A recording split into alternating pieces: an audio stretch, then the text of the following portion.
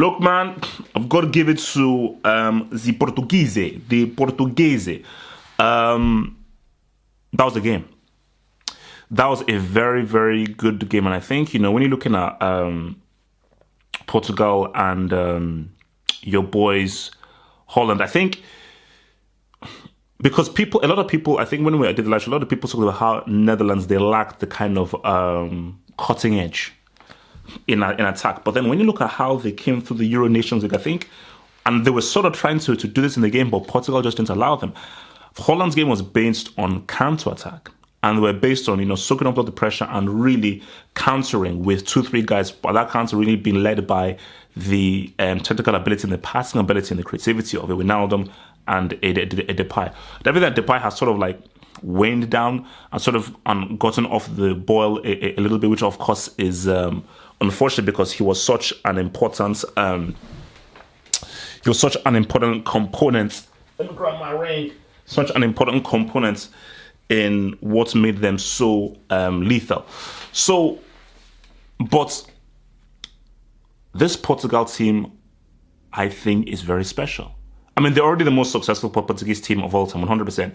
But I think, when you look at how they were able to win this, you have to look at what Santos is as a manager. I think Santos, he gets criticized a lot because he gets criticized because of he's very conservative, he's very defensive, he's not very attacking and so forth. I'm sure Portugal, a team that gave us Rui Costa, Sapinto, Japinto, and Luis Figo, and so forth, you would want them to be a much more expressive team. But, and this is what you say with managers, you can't change who you are. Every manager has the philosophy and has the way of how they want to see the game being played in order for the game to be won. And for Santos, it's about conservatism. It's about containment. And of course, it's about being economic and pragmatic in creating chances and moving forward with the ball without committing too many men forward or without breaking your structure or your space to allow the opposition to pounce on you. But I think what you saw in this game was, I think, for Holland, Holland played the game to Portugal's taste.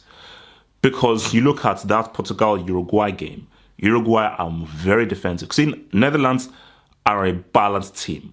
Obviously, they want to counter-attack and everything, but they're much more of a balanced team. They're not a defensive team. Uruguay are a defensive team, so they didn't give Portugal space.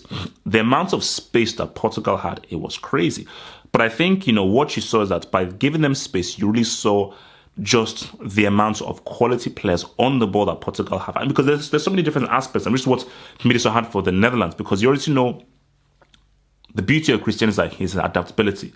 He knows how to adapt and tweak his game to he knows how to adapt and to tweak his game to the national team as opposed to Juventus or when he was back at Real Madrid. And you were able to see how he was able to use the space, move forward with the ball, keep the ball, and make the right pass and the right decision. But on the Silva, this, as I say, I think I'm going to put this guy into upper tier 2 now because he's one of those guys where this guy is really moving up in the rankings. It's crazy people say he should be the Ballon d'Or list. I think that's just mad. But if, let's say, you have your top 3, whatever you want it to be, you can easily rock this guy as a 4 or a 5 or a 6 very easily based on just what kind of quality this guy brings in. So, and you'll see just his importance in the team because every time that Portugal would break, you saw how he was able to get the ball, moving on the inside, keep the ball, not lose the ball and really force the issue, breaking ground, moving forward and not getting tackled. And that is a very key thing to have because what I always say to people is like, you can't just keep passing the ball around.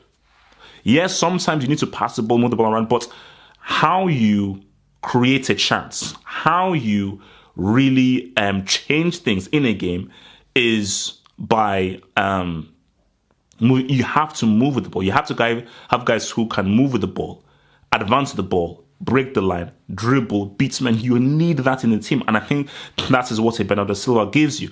But you mentioned Bernardo Silva. Look at what Rafa Silva brought. I've never even heard of this dude. This guy came in, and again, he's another runner with the ball. He's another guy that can bring the ball forward.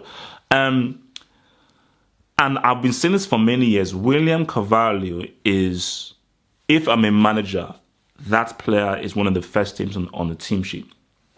And I've been preaching about William Cavalli for years. For years. So this is not a new thing. Check the tape. And when I was preaching about William Cavalli, guys said, oh no, who's this William Cavalli? Who's this dude?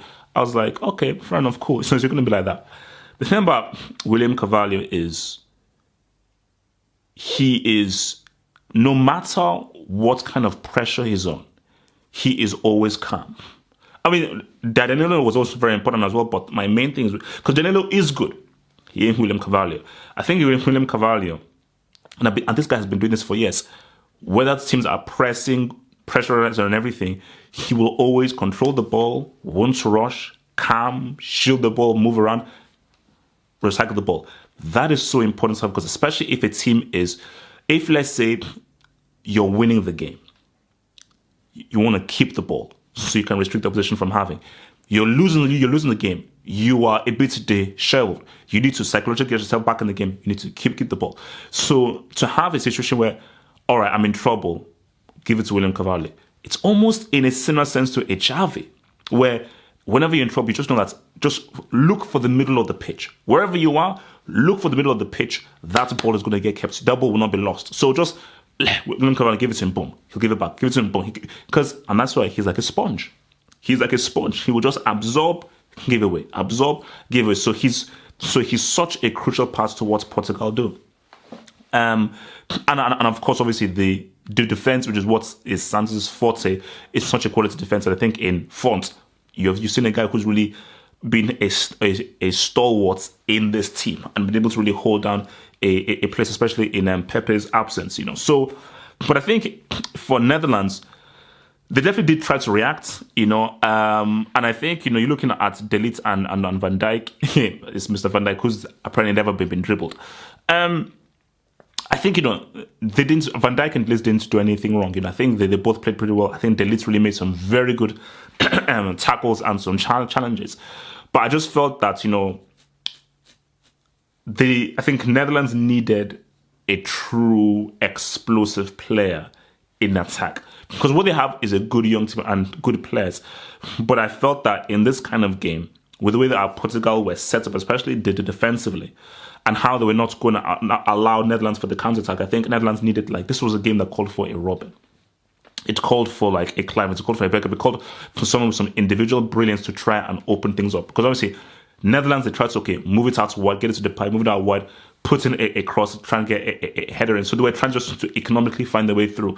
But what they were missing is get a guy on the ball, either wide right, wide left, trying to get into beat a man, take a shot, beat a man, create space, look for a through ball. They were missing that kind of different tact to approach, which I think is how they were unable to really pull through. So I think for Portugal, it's great. I mean, you won the Euros and you won the... I almost forgot. I mean, that would be crazy if I did mention him. Now, prior to this game, Guedes was a Class B break, I believe, and he was going towards a Class A break because he put forth a shockingly horrible performance in the Copa del Rey final. And this is where you've got to really admire a man. Because I think Guedes knows the kind of pressure he's on and the kind of abuse that he's gotten. So when... Again, Portugal, yet again, Netherlands, giving them another counter, giving them space. Portugal broke very well and very intelligently. And the ball comes to Guedes. Now, Guedes knows who Cristiano is. He is the captain of the team, the leader of the team, the face of the team. And in the previous game, he just scored a hat-trick.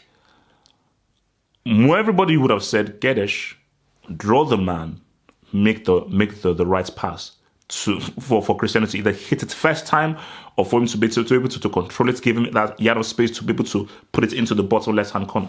That's what it was made for. But I think in Guedes, and this is where you could have said, where you could have given credit where he still believed in himself, despite, because I thought that this guy's going to miss, he still believed in himself. Now, my thing about this is that a lot of people would blame Silicon, because I saw Van Dijk's kind of reaction when he's like, my bro, how can you not save that? And when you look at it, you're like, you got your hand at this. Maybe a stronger hand would have saved it. But in fairness, it was a very hard shot and it was spinning.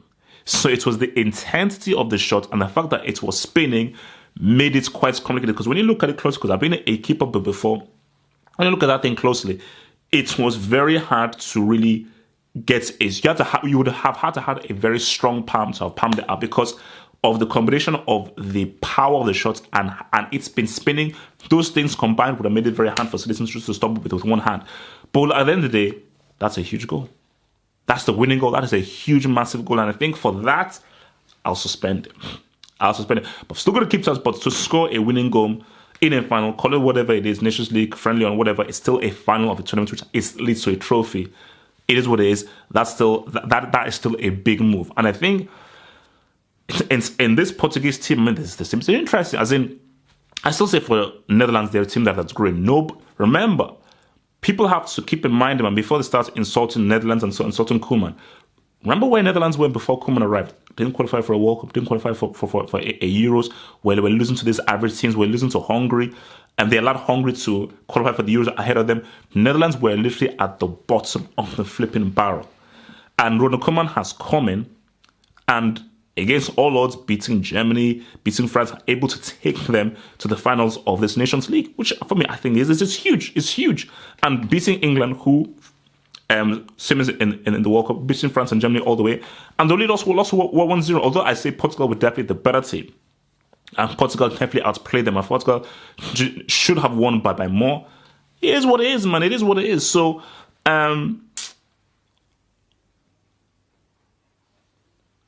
so for the Netherlands, it's a building process. You have to realize where the team was before Koeman took over. You have to realize where the team was down, beaten and destroyed. But for Portugal, man, you have to look at them as favourites for defending their crown. I mean, 2 trophies back to back.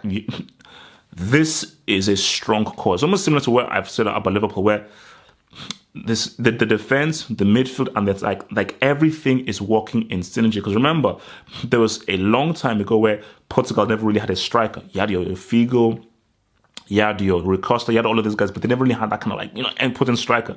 But what they now have is that they now have so many potent forwards because Bernardo Silva can score, Rafa Silva can score, Cristiano can score, Guedes. He's now figured out how to score. We also know what Ruben Neves can do, Bruno Fernandes. So there are goals from different positions in the team.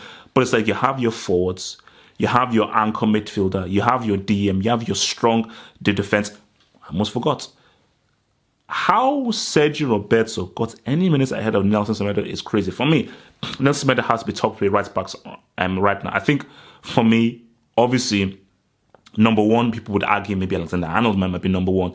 Then you may say Carvajal number 2, and I'll say Semedo is number 3. I think in Semedo, this guy is a really good right back. I mean, and I think he's improved so much from last season. I think he's brought more into his game. So just all aspects, right back, left back, centre midfield, so everything's working so well in this Portuguese team, and you've got to put them as favourites. You've got to put these guys as favourites. And bro, Cristiano, homie is like 34, 35, and he's still hungry. And again, you can hit him all you want. You can say anything about Cristiano, but it does say something when you can visually see a guy leading a team.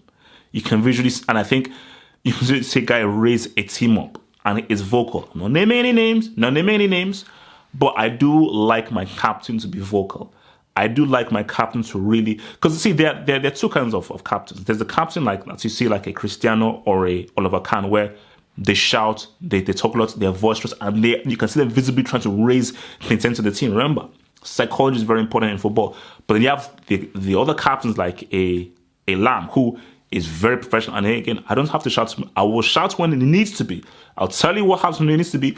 But I'm leading by example because I am consistently fully A1. So that's how you're going to rock with me. So yeah, man, very good game, very watchable game. And I think 100% Portugal were easily the favorites. And I think in Santos, man. Oh, by the way, Santos looks like if this guy's under pressure. Like, ever since he was managing Greece, this guy looks like if he's under pressure in every single game. Just want to say, for Portugal, man, they're going to be a strong force in Euro 2020.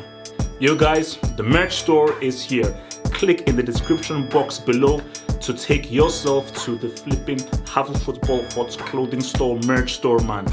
And you can get yourself a nice little tee like this, man.